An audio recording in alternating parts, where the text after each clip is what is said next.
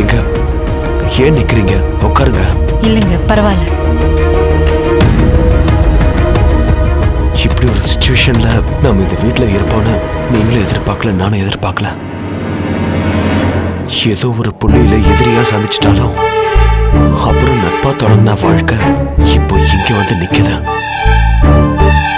இத்தனை வருஷமா நீங்க ஒரு வீட்டுல இருந்து புதுசா ஒரு இடத்துல வந்து தங்குறது உங்களுக்கு சங்கடமா தான் இருக்கும். ஆனா எதுவும் உங்க விட நினைச்சு அங்க நீங்க எப்படி இருந்தீங்களோ அதே மாதிரி சுதந்திரமா இருக்கலாம். மதி திவ்யாவோட நீங்க அங்க பெரிய ரூம் ஷேர் பண்ணிக்கங்க. நானும் கௌதமும் இந்த ரூம்ல இருந்துக்கிறோம். உங்களுக்கு இங்க என்ன தொந்தரவுனாலும் தயங்காம என்கிட்ட சொல்லுங்க. ஒரு 2 நாள்ல உங்களுக்கு எல்லாமே பழகிடும். சமைக்கிறது சம்பந்தமா அம்மா உங்களுக்கு உதவி பண்ணுவாங்க. மளிகை சாமான்லாம் வீட்டுக்கே கொண்டு வந்து கொடுத்துருவாங்க.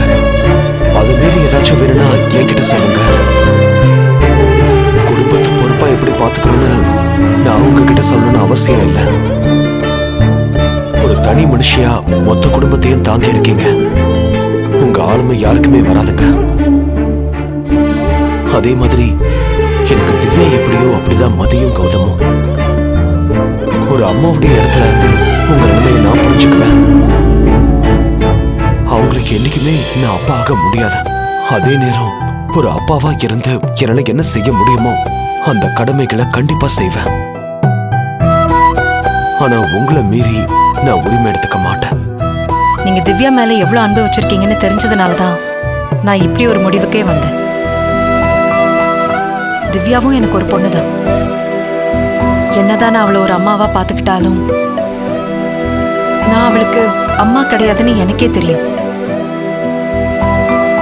என்னோட குழந்தைகளுக்கு முக்கியத்துவம் கொடுக்கறேன்னு அவ மனசுல தோணக்கூடாது. அதே மாதிரி திவ்யா கிட்ட அதிகமான உரிமையை காட்டுறேன்னு என் பசங்களுக்கும் தோணக்கூடாது.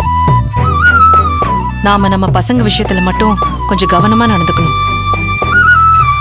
அவங்க சார்ந்த எந்த ஒரு முடிவெடுத்தாலும் நாம 2 பேரும் கலந்துதான் முடிவெடுக்கணும். பெரியவங்க நாம புரிஞ்சுக்கிட்ட அளவுக்கு அவங்க பக்குவமா புரிஞ்சுக்க மாட்டாங்க. சில நேரங்கள்ல சூழ்நிலைக்கு ஏத்த மாதிரி நடந்துக்கிட்டாலும் அது அவங்க மனசுல தப்பா படலாம். அப்படி ஒரு எண்ணம் அவங்க மனசுல என்னைக்குமே வந்துடக்கூடாது. கண்டிப்பா நீங்க சொன்ன விஷயத்துல ரொம்ப கவனமா இருப்பேன். நீங்க என்ன நம்பலாம். நீங்க கொஞ்சம் படுத்து ரெஸ்ட் எடுங்க. சாயந்தரம் பசங்களை கூப்பிட போலாம். முதல்ல மதிக்கும் கௌதம்க்கும் இந்த விஷயத்தை தெரியப்படுத்தணும். அம்மா நம்ம கிட்ட சொல்லாம ஒரு விஷயத்த பண்ணிட்டாங்கன்னு அவங்க தப்பா நினைக்க கூடாது. பக்குவமா சொல்லி புரிய வைக்கணும். கண்டிப்பா. முதல்ல உங்க வீட்டுக்கு வந்ததும் நீங்க பக்குவமா பேசிருங்க. அவங்க உங்களை புரிஞ்சுப்பாங்க. நானும் அப்படிதான் நம்புறேன். சரிங்க, நான் வரேன்.